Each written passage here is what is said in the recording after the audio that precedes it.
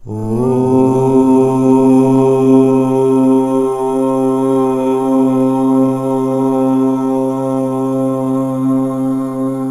प्रबल सक्सेना आप सभी का अपने YouTube चैनल जानने की यात्रा में हार्दिक स्वागत करता हूं, वंदन करता हूं, अभिनंदन करता हूं और आपके भीतर बैठे परमात्मा को दंडवत प्रणाम करता हूं। आज इसी श्रृंखला में एक और प्रश्न है जो हमारे बीच आर्य पुरुषोत्तम वानप्रस्थ जी उपस्थित हैं, जो कि हमारे प्रश्नों का जवाब दे रहे हैं। हम जानने की यात्रा में उन्हीं के माध्यम से आगे बढ़ रहे हैं। तो एक और प्रश्न हृदय में है कि क्या परमात्मा जो है वो अवतार लेता है?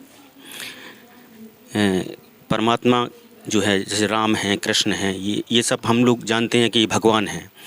तो और कहा गया है कि ये विष्णु के अवतार हैं, ऐसा कहा गया है। और उन्होंने 10 अवतार लिए, या ये सब चीज़ें हमें बताई गई हैं, हमें कही गई हैं। तो क्या परमात्मा लेता है अवतार?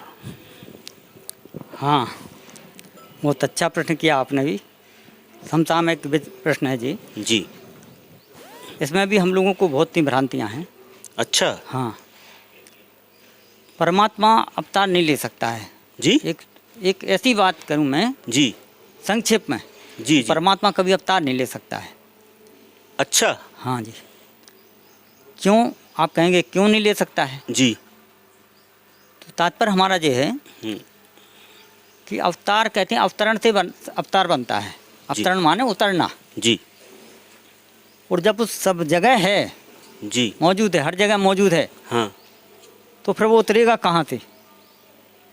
भाई कहीं से कोई चढ़ा होगा तभी तो वो उतर के आएगा। किसी पहाड़ से, किसी सिंहासन से नीचे उतरेगा। हाँ, हाँ। जब तो वो नीचे भी है, ऊपर भी है, सब जगह है। जी।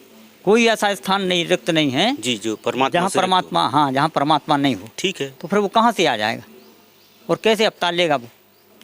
क्योंकि अवतार से तात्पर्य होता है जी, वो पदार्थ जो हमारी आंखों के सामने प्रत्यक्ष हो जाए। और परमात्मा तो अप्रत्यक्ष पदार्थ है, ऐसी सत्ता है जो दिखती नहीं है। और दिखती नहीं है तो ना वो कहीं होने से दिखेगी, ना हमारे यहाँ आने से दिखेगी। तो अवतार कहाँ इनके ऊपर लागू हो रहा है? तो फिर ये जो हम लोगों को बताया गया है कि विष्णु भगवान जो हैं, विष्णु भगवान के अवतार हैं राम जी, कृष्ण जी, तो ये सब फिर थ्योरी बदल जाएगी पूरी।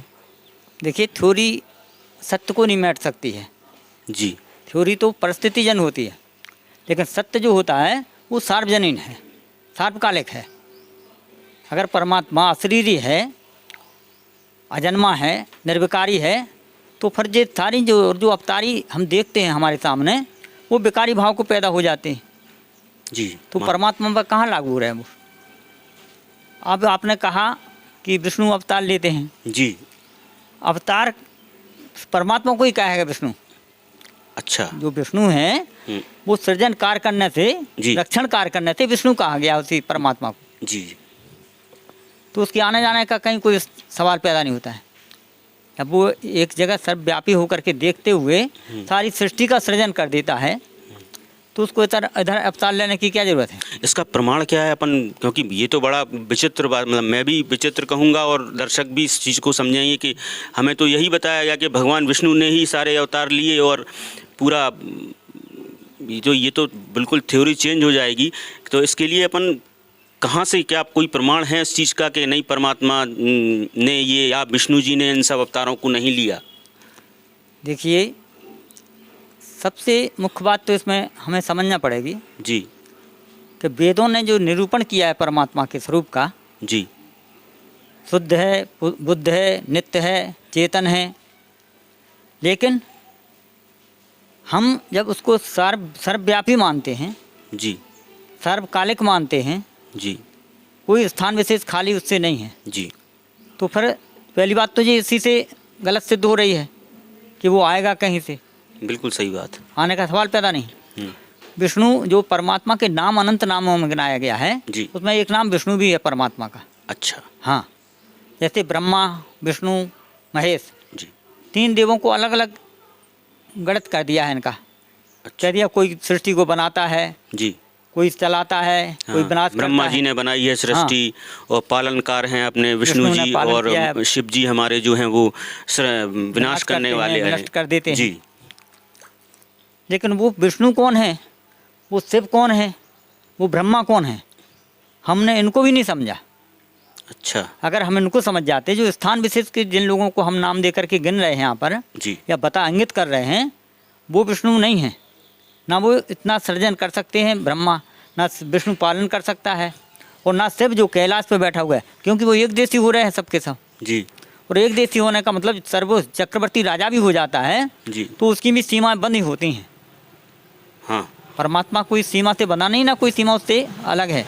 बिल्कुल सही बात। वो तो हिरण्यगर्भा, हम्म उसके हिरण्य उसके गर्भ में तो सारा संसार चराचर समाया हुआ है। अच्छा और उसको हम कहें कि माता कौशल्या के गर्भ में आ गया, जी देवकी के गर्भ में आ गया, जी या और इतर जितने हमने अवतार गिन दिए जी हैं, सर जी इनमें सभी हमारी अज्ञानता है। मैंने जो समझा है जी वेदों के माध्यम से, वेदों के विद्वानों से, ऋषियों की वाणी के द्वारा, उपनिषदों से, हम्म शास्त्रों से, और आपकी गीता से भी। अच्छा तो यहाँ कोई भी ऐसा विकल्प नहीं हमारे सामने दिखाई दिया कि जिसमें हम ये सिद्ध कर सकें कि वो अवतार लेगा या उसने लिया होगा या लिया होगा।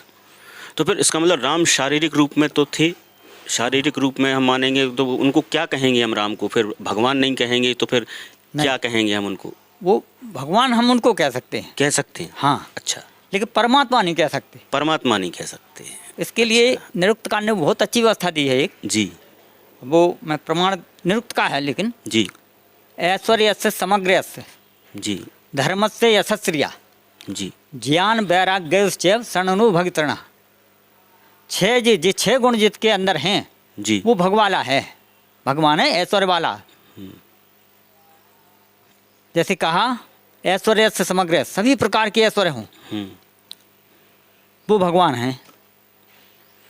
धर्म से यशस्त्र किया, धर्म के प्रति उसकी रुचि है, धर्म के मार्ग को पकड़े हुए मान जाना भी है और मान चल भी रहा है उस पर, वो भगवान हैं।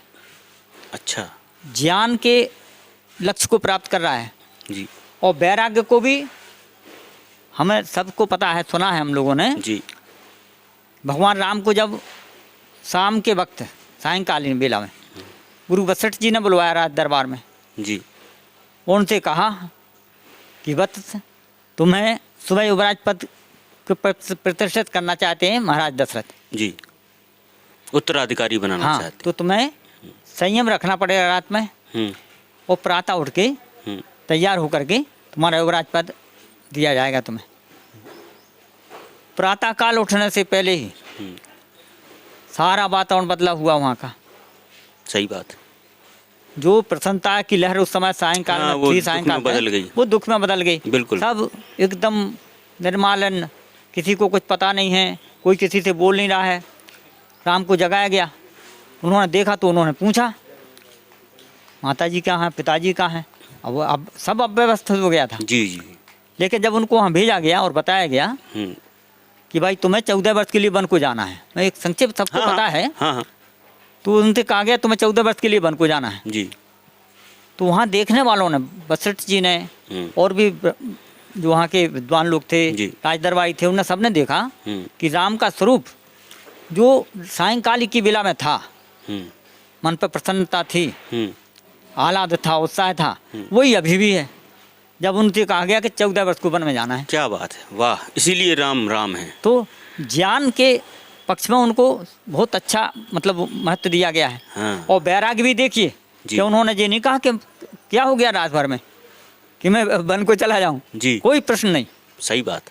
तो जो ज्ञान है, ज्ञानी है, जो वैराग्यवान है, और भी जो एक्चुअली वो हमें रास्ता दिखा रहे हैं, हाँ, कि हमें कैसे रहना चाहिए। राम हमें रास्ता दिखा रहे हैं, हाँ। कृष्ण हमें रास्ता दिखा रहे हैं, लेकिन परमात्मा नहीं है। नहीं, परमात्मा नहीं है। तो ये हमें रास्ता दिखाने वाले हैं कि मुक्ति का मार्ग कैसे है, हाँ। उनका जीवन हमें बताता है इस चीज को। वही मैंने जो कहा है जी। तो ये 6 गुण जिसके अंदर होते हैं, और 6 गुण नहीं, इनमें से एक भी गुण जिसके अंदर है, अच्छा, वो भगवान है। और राम में तो 6 गुण घटित हो जाते हैं, बिल्कुल सही बात। कृष्ण में भी घटित हो रहे हैं। कृष्ण में भी घटित। तो वो भगवान तो हैं, लेकिन परमात्मा सत्ता जिसको कहा गया है जी। जो सर्वव्यापी है, सर्वांतर्यामी है, वो भगवान में गुण नहीं है। राम में, कृष्ण में गुण नहीं है जी। किसी भी अवतारी में गुण नहीं है वो, सही बात। कि वो सर्वव्यापी हो जाए, हाँ। सर्वश्रेष्ठा हो जाए, सर्वनियंता हो जाए। हाँ। ना विष्णु में है ये गुण, हाँ जिनको हम वैकुंठवासी कहते हैं, जी। ना शिव में जो कैलाशवासी है, हाँ ना ब्रह्मा में जो वैकुंठ धाम में बैठा हुआ है। हाँ। ये तो स्थान विशेष से बंधे हुए हैं। जी। परमात्मा तो ऐसा बना हुआ है नहीं किसी का, ना वो गर्भ में आता है, ना जन्म लेता है, ना मृत्यु को प्राप्त होता है। इन महापुरुषों को हमने देखा है, जी। सुना है इतिहास के माध्यम से, तभी लिखा गया इनके तो ऊपर। इनको लिख दिया है। तो ये तो हमारे इतिहास पुरुष हैं, महापुरुष जिनको कहते हैं। अच्छा जो, और इन्होंने हमें ये भी नहीं रास्ता दिखाने के लिए कोशिश नहीं की है जी। कि हम ऐसी रास्ता से चल के जाएं और तुमको देखते चले जाएं कि ये लोग आ रहे पीछे के नहीं। अच्छा। नहीं, स्वाभाविक है, सामान्य अपना जीवन उन्होंने जिया हुआ है। जो परिस्थितियाँ आई हैं उनका डटकर मुकाबला किया है। और हमें कुछ सिखाया है, तो हमने उनसे सीखा है, सीखा है फिर। लेकिन हम सीख कहाँ पाए हैं? हाँ ये अगर बात सीखे होते तो ये बात मान प्रश्नों का सकते। सवाल ही पैदा नहीं था हमारे मन में। जी जी जी, ये बिल्कुल सही बात जी। है। तो वो हाँ। महापुरुष हैं, हमारे बीच में उपस्थित हुए, हमारे आपके बीच ही से तो हाँ। चल के गए वो, कहाँ से पैदा हुए? हम उनकी पूजा करें, अच्छी बात है, हम करना चाहिए। पूजा भी हमारी, पूजा शब्द वो आपने बोल मतलब दिया। एक बात बता रहा हूँ कि मुझे, हमें उनको पूजा ही कह लें, हाँ। कि उनको उनका मानना चाहिए, जी, उनको समझना उनकी बात चाहिए। को, हाँ हाँ। उनके चित्रों को हम पूजने लग गए हैं। संदेश जो उन्होंने दिया है उसको मानना जरूरी है। उनके जो हम चित्रों की पूजा कर रहे हैं, जी। उनके चरित्र की पूजा करें। वाह, ये संदेश देता है ये वक्तव्य हमारे लिए। बहुत बढ़िया। तो भगवान परमात्मा कभी अवतार नहीं लेता है, जी। ले ही नहीं सकता है। सही बात। और जिनने अवतार लिया है, कह लीजिए कि अवतार लिया है, वो महापुरुष हमारे आपके बीच से चल करके एक ऐसी पगडंडी बना के गए हैं कि जिनके ऊपर अगर हम चलेंगे तो हमारा जीवन, हम राम बन जाएंगे, कृष्ण बन जाएंगे, महावीर बन जाएंगे। और वरना हम इसी विडम्बना में फंसे रहेंगे कि परमात्मा अवतार लेता है, वो सब कुछ करता है, हम तो बस पूजा करेंगे फूल पत्ती चढ़ा करके।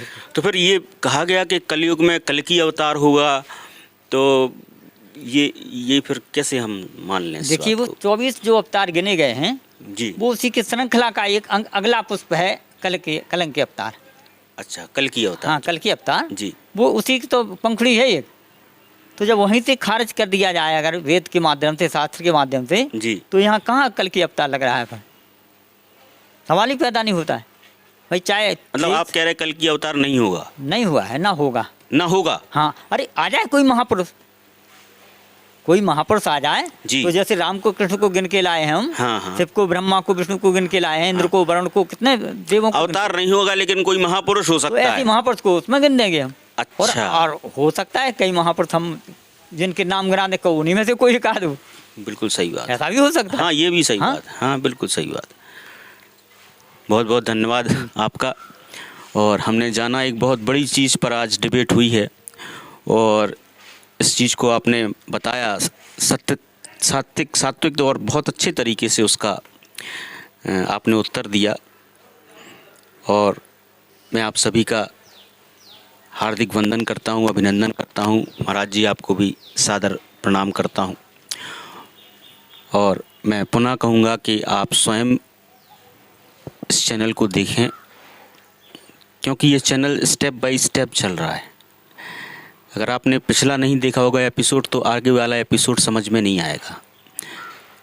इसलिए मेरा निवेदन है कि शुरू से आप इस चैनल को देखें, समझें। मानना ना मानना ये आपके ऊपर है।